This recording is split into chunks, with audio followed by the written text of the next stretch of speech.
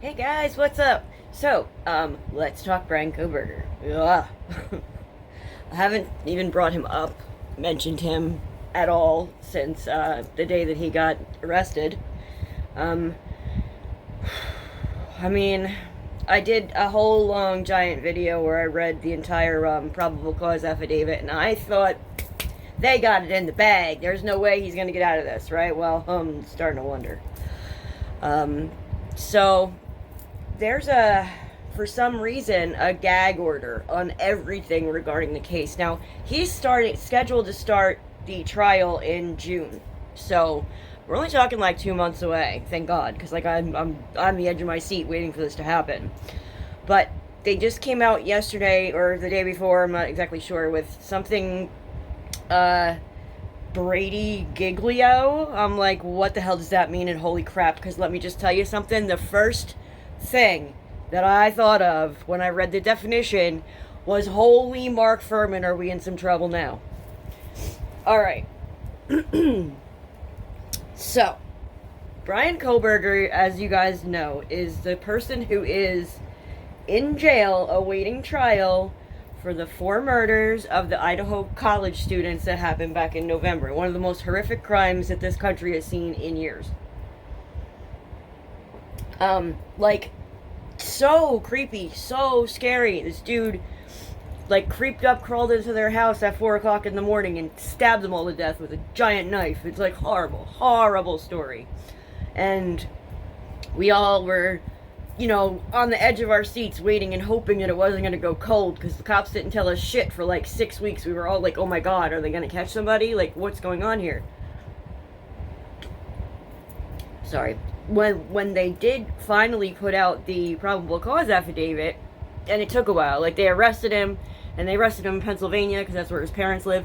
We had to wait for him to be extradited all the way to Idaho, and then we had to wait for Idaho to get him to court to get like this document released. And wow, was it mind-blowing, because like it seems like it really did seem like they have a really solid case against him. Cause like, not only did they, and I honestly, it was funny, I was going back through some of my old videos on the channel here, and I, like, before they caught someone, while it was still under investigation, I did a video asking why the hell they didn't just pull the video footage, like, because I'm a real big fan of that investigation discovery show, See No Evil. I don't know if you guys have ever seen it. It's an amazing show. I did a video about it because it's so great. Like, I can sit and binge watch seasons of this show at once. It is so great because it's basically like an hour-long show where they show how they solve a case using video footage.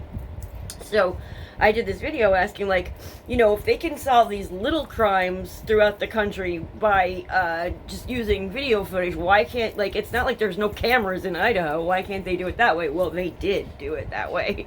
That's one of the things that they did. They really have, I thought, a solid case on him. Like, they had video footage of him getting there, like, pulling in. Like, first of all, he drove past the house like 3 times before parking finally. He had like an issue with turning. I guess the dude can't do a K turn, so it was like a WXYZ turn. He's like, I don't know. But yeah, so, and he managed to finally park the car, come in the back, like back sliding glass door, go upstairs to the 3rd floor, murder 2 girls, come back downstairs to the 2nd floor. I think he bumped into the roommate and her boyfriend, so he stabbed them to death.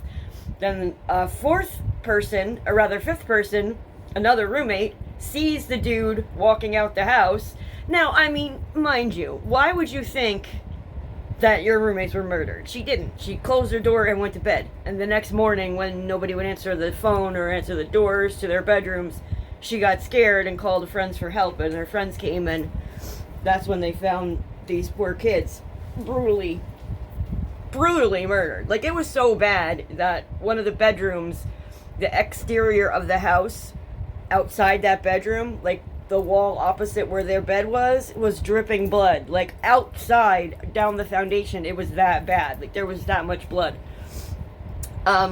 So they had, you would think whoever did this crime is going to be like covered in blood, okay? Because 4 people, and like they said that one of the victims, Kaylee, her wounds were so much more severe than the other three that they kind of thought that she was the target. But I go back and forth with that. I think the target was actually her best friend, Maddie, and I think that Kaylee's wounds were so bad because Bryan was so, like, jealous of Kaylee for being that close to Maddie. That's my theory. I could be wrong, but, like, the dude ended up liking every single picture on Maddie's Instagram. He followed all three of the girls, but Maddie was the one that every picture she posted, Bryan had to like it. And they're telling us, police are telling us that he was repeatedly Instagram messaging one of them. They won't say who, but I'm guessing it's Maddie, and she never replied. You know, like, hey, what's up? Hey, what's up? Hey, what's up? Hey, what's up? That gets annoying, okay? I've had dudes do that to me on, like, Facebook. Not so much Instagram, but Facebook. They drop in the DMs, and they're like, hey, what's up? And you don't answer. And then they're like, hey, what's up? And you don't answer. And it goes on and on and on and on. And there's one guy in particular who's from, like, Denmark or something, and he drove me crazy. I ended up having to block him just because, dude, if I'm not answering you, I don't want to talk. All right? Like, why do you even want to talk to me? You're on the other side of the ocean. You know what I mean? Anyway. So they had all this video footage of dude driving around, like, after he left, before he got there, and then after he left, and video of him flying down, like, driving super fast, you know, like, obviously running away, because he just, horrible crime, right? And he didn't live, like, this was sorry guys, this is happened in Moscow, Idaho, and that's, like, right on the border with Washington State, and he went to Washington State University. He was a PhD student in, get this, criminology. Homeboy was studying murderers, and he's a murderer, so wow. In fact, one of his teachers was, like, before he went to Washington State, he went to DeSales University, which was on this side of the country in Pennsylvania. Funny. I just did a whole video on Pennsylvania, about the chocolate factory explosion. But anyway, the school he went to was here, and called DeSales, and his professor is the lady who wrote the book, literally wrote the book on BTK. You know, the BTK killer. So, Bryan Kohberger, I think, we're speculating, he, like, has, like, a fascination with BTK and other murderers, you know, because dude wanted to be a murderer. He wanted to know what it felt like to kill somebody. Like, when he was at DeSales, he put up a survey, I think it was on Reddit, asking former criminals, like, not necessarily murderers, but former people who have done time or been in jail, asking them how they felt during the crime, like how they picked their victims, how did it feel? That's his thing. Like, tell me how it felt. Ew. And also, when he was a child, he had this visual snow thing where, like, he looks at the world and he sees, like, snow like you would see on a TV screen. Weird. And he had, like, really bad insomnia. He was up all night long. He did a lot of running through the neighborhood in the middle of the night. Creepy, right? Like, he's just a creeper. Also a recovering heroin addict.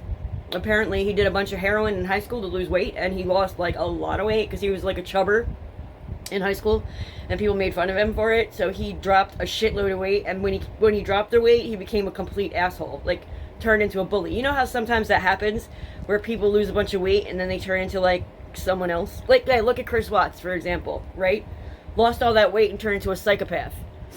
Gets a mistress that, you know, slaughters his family instead of just getting a divorce like a normal human being. And, you know, that's another story. I hate Chris Watts. God, I could go on and on about him.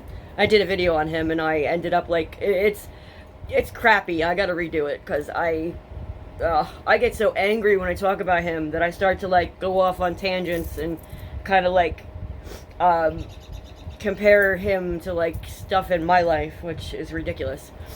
My cat sees birds out the window. It's adorable. She's like, she's gonna do the chittering thing soon, I think. You know, that thing. Alright, so Kohberger, right? So they have this on him, and then They went and they pulled his phone records going all the way back to when he got the phone, which was in June. So from June to November, in that time period there, that dude's phone pinged off the tower at their house, the murder victim's house in Moscow, Idaho, 12 separate times. And each time it was literally in the middle of the night. Alright, now dude thinks he's gonna get exonerated. So I'm like thinking to myself, why does he think that? What does he think? How the hell does he think he's gonna get away with? How is he gonna explain this? How is he gonna explain being in their neighborhood 12 times when he doesn't have any relationship with any of them except for, hey, what's up? Hey, what's up? In Maddie's inbox. I think it's Maddie. Could be Kaylee, but I think it's Maddie. He's also like one of those, not just a vegetarian, but like a raging vegetarian. One of those that like won't even eat food that's cooked in a pot that at one time in its existence had meat cooked in it. Like he went on vacation with his family or something, and like he made his aunt and uncle buy new pots and pans because he couldn't eat out of them because they formerly had meat. Well, that's ridiculous. So yeah, he was like a militant, crazy person when it came to being a vegetarian.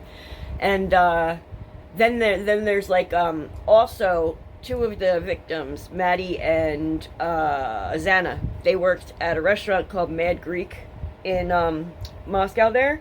And that restaurant in particular comes up when you search for vegetarian restaurants. Like that's the top result you get in that whole area, because they have like a vegetarian pizza that's supposed to be amazing, and lots of items on their menu are vegetarian items. So a lot of people are speculating that maybe that's where he first saw Maddie and got like obsessed and started, stalking or whatever. And it's messed up because like Kaylee's the one who was telling people that she had a stalker and stuff, and Kaylee's the one that had the worst injuries. But I really don't think it was Kaylee that he was after. I think it was Maddie. And I think that because Kaylee was sleeping in Maddie's bed with her, because she had already moved out, she had just come back for that weekend because she bought a new car. She wanted to show Maddie, because Maddie's her best friend, and like just party one last weekend before she was planning to move to like Texas for a job, because she was graduating, the whole thing. Like that girl she had her whole life planned out and ahead of her. Like, she was going places. The girl just bought a freaking Range Rover and wanted to go home to show her best friend her new car, So, she had packed up all her stuff. Her stuff wasn't in her bedroom anymore, so she was in bed with Maddie. So I think, my personal idea, my theory is that Bryan broke in downstairs on the second floor through the sliding glass window. There goes my cat. Went straight up to Maddie and Kaylee's rooms. Now, I think that because Kaylee has a dog, Murphy, and Murphy was a puppy, so I think that, come on, you gotta move, you're in front of the camera, say hi, look at how cute she is, guys. Oh, look at you, I did a cameo. Now she shakes it and walks away. Alright. That was cute, right? Her little cameo. Oh yeah, so Murphy, this is my Murphy. He's so cute, right? He looks like Murphy. But anyway, meaning we internet sleuth people, we think Kohberger locked Murphy in Kaylee's bedroom, which had nothing in it at this point. Like I said, she was moving out. I think there was a bed in there, because I'm pretty sure that the bed came with the house. So she left that, but it was like no sheets or nothing on it, and the room was empty. And she was sleeping with Maddie in Maddie's bed, which was right down the hall. So I think Kohberger shut the dog in Kaylee's room and then crept into Maddie's room. I think he killed Maddie first because the knife sheath, he used a Marine Corps K-bar knife. Big ass, I'll show you a picture. Big ass knife. And the sheath was left underneath Maddie's body. So that makes me think he killed Maddie first. And that was 1, 2, 3 done. And I'm pretty sure Kaylee woke up during this and fought him. And I think he was so pissed off because he couldn't have Maddie but Kaylee could sleep next to her. I think it was like a rage, like he was so mad that he couldn't have her, and he was an incel, and like, you know, if I can't have her, nobody can. And then he proceeded to stab the crap out of Kaylee. Like, they said that her injuries were the worst of all of them. So then he goes downstairs and runs into, I believe, Xana and Ethan. Now, he killed Ethan in bed. I think he killed Ethan first, and Xana was hysterical, crying, you know, probably begging for her life. And he murders Xana last and drops her onto the floor because there's a camera outside on the neighbor's house, but like the way the house is laid out, Xana's bedroom, that corner there, the neighbor's house is right here, and like the camera is literally just a few feet from what would be Xana's bedroom. And you hear the dog barking, and you hear like some voices, like whimpering sounds, and a thud. And I believe that was him dropping Xana's dead body to the floor. And it also says in the affidavit that Dylan, who's one of the... There's two roommates that were in that house that were not killed. Dylan and Bethany. Now, Dylan was on the second floor with Xana and Ethan, and Bethany was down on the first floor by herself. And it's said that, like, Bethany didn't hear much of anything that night, except she did ask, Dylan if she heard the thud, or something like that. And, Dylan had actually, like, yelled out, "Hey, shut up, you guys, I'm trying to sleep," or something. It's 4 a.m, you know, like, she actually opened her door and looked out, like, 3 separate times during the time that I believe the murders were happening, because it says right in the probable cause affidavit, the first thing she thought she heard was, she thought she heard Kaylee playing with the dogs. That's probably the barking that was picked up on the camera. And then she thought she heard crying, which was probably Xana crying after she just watched her boyfriend be murdered. She also said she thought she heard a man's voice say, "I'm going to help you," which I believe was Bryan trying to, like, trick Xana into being calm before he, you know, murdered her. And then, like I said, the crying, which I think was Xana crying because she just watched him murder her boyfriend.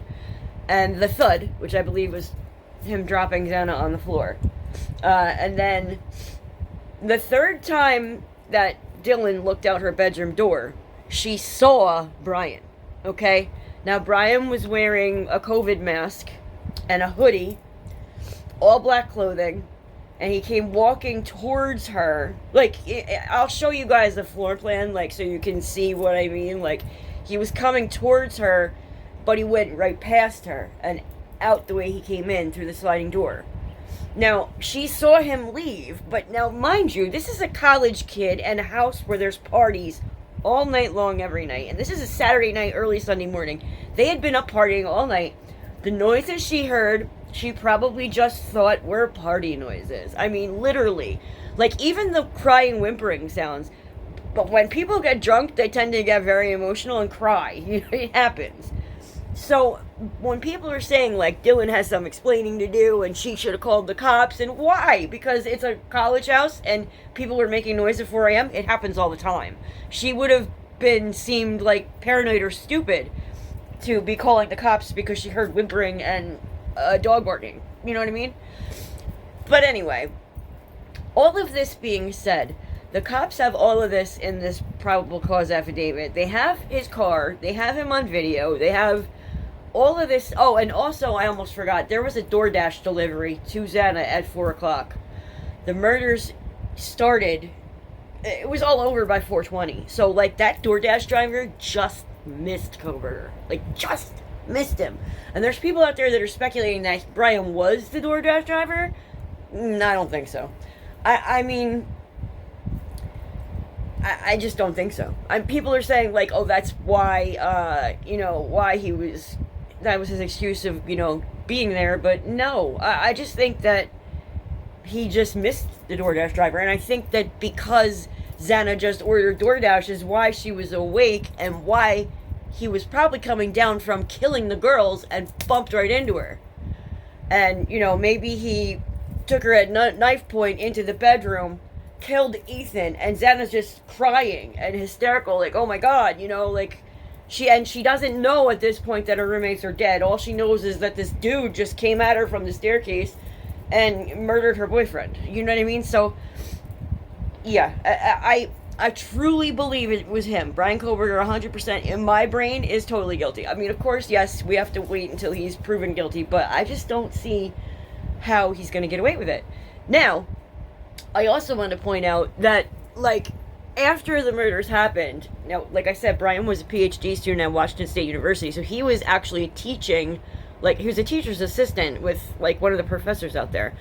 He was just fired, right? Like, after this happened, like, they sent him, like, a letter saying that, like, he was treating the girl students worse than the boy students. Like, he was overly harsh on the girls for no reason, just because he was being like a misogynist pig, basically.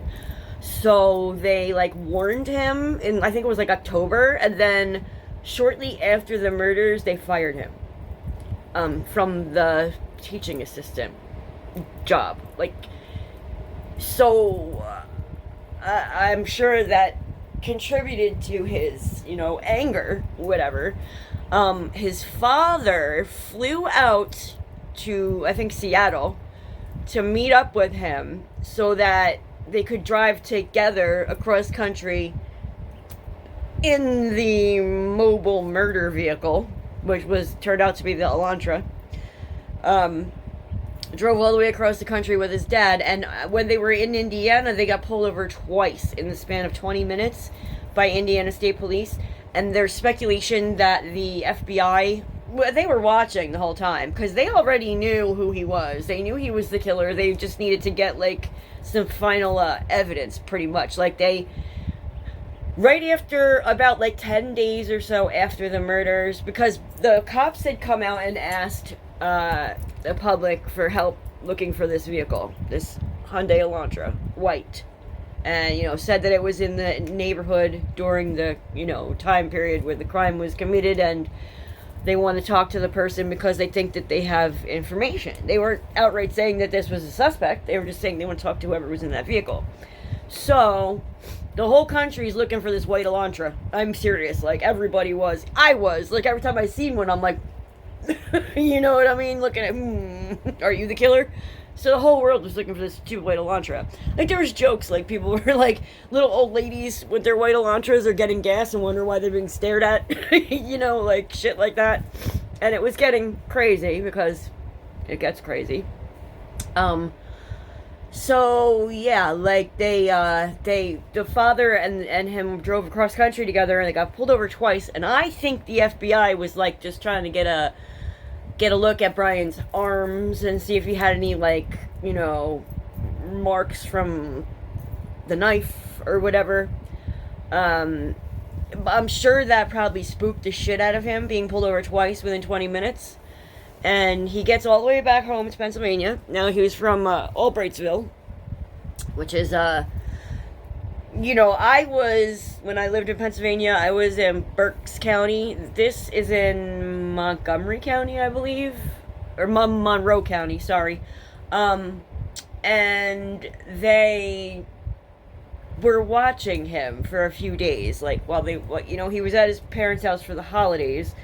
So the police were kind of, like, staked out, sitting across the street from the house, like, watching. And they watched Bryan, now this is weird, in the middle of the night, taking his trash to the neighbor's trash cans. Like, what? What are you doing there, Bryan? That looks so guilty, okay? Everywhere dude went, he had on gloves. Now, that wouldn't have been too weird, like, 2 years ago when COVID was happening, but, like, now?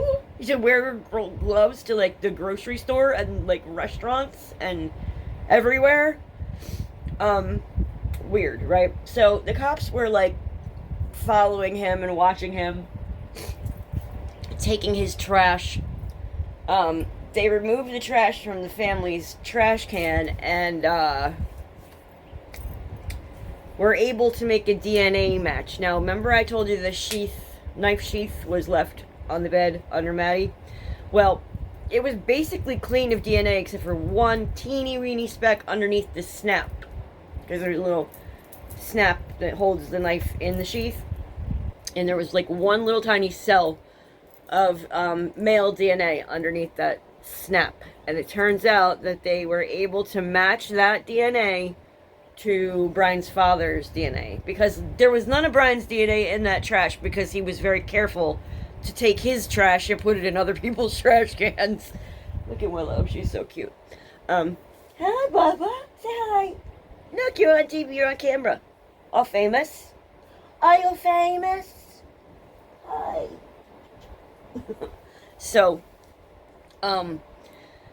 yeah, so they like, you know, they already had, like, his DNA, and they already knew it was him anyway. Because, like, when they first ran the DNA, they, like, got a familial match through, like, ancestry websites or something. So they already knew who he was, and they, you know, I guess they just wanted, like, that final little, piece of DNA. But anyway, they proceeded to bust into Bryan's family's house like SWAT style, like people at every window, and they came in, like, you know, broke all the windows, and, you know, all the gear and the assault rifles, and like all scary, like. And when they did that, Bryan was in the kitchen in his like little shorts, wearing his gloves, bagging his trash in Ziplocs. You fucking weirdo, you know what I mean? Looked a little bit more guilty, Bryan. So yeah, they took him away to you know, jail. Then all the mugshots went out, and then, you know, it's like, whew, it went fast. Like, once they announced that he was the one, and now they're going to, the owner of the house gave it to the university, and they're planning to knock it down, you know, because I can't imagine anybody would ever want to live there after that happened in that house. So that's gonna happen soon. And now this whole Brady Giglio thing, I'm like, what does that even mean? So I look it up, right? Basically, the issue is one of the cops, I don't know who, has an internal affairs investigation going on into their conduct, I guess. So, let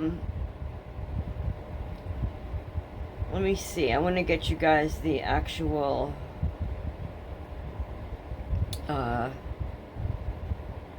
Idaho prosecutors disclosed an internal affairs investigation to college student murder suspect Bryan Kohberger's defense this week that could be completely unrelated to the quadruple homicide investigation, experts say. Latah County prosecuting attorney Bill Thompson's office informed Magistrate Judge Megan Marshall and Kohberger's team this week that it would be disclosing potential Brady Giglio material related to a police officer involved in the massacre probe, but that doesn't mean there's a connection with the stabbings of the 4 Idaho University students in November.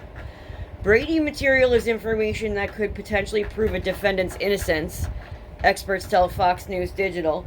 Giglio material is damaging to the integrity of a witness, in this case, one of the officers involved in the investigation. So, like, immediately my brain is like, Mark Furman, oh God, we're in trouble. Yikes, right? Marshall granted Thompson's request for a protective order that will withhold the materials from the public, sucks, based on the argument that they are part of a personnel file, which is exempt from disclosure. What did this cop do? Like, really, it's freaking me out. I didn't get a bad vibe from any of those cops. I swear to God, like, this is one of the investigations where I thought the cops did a great job. I thought they were very professional. I really liked them. Every time that, like, any of them was interviewed, I thought they were well-spoken and smart. And I don't usually like cops, but I did not get a bad vibe from these cops. However, I am such a bad judge of character sometimes, I swear. So, this is not uncommon. Paul Morrow, attorney and former NYPD inspector, said of the disclosure, defense attorneys are entitled to the information through discovery, while the prosecutor is asking that whatever is turned over remains sealed due to the exemption under state law. Giglio materials may be used by the defense to undermine an investigator's credibility, Morrow said, but they don't have to be related to the student stabbings.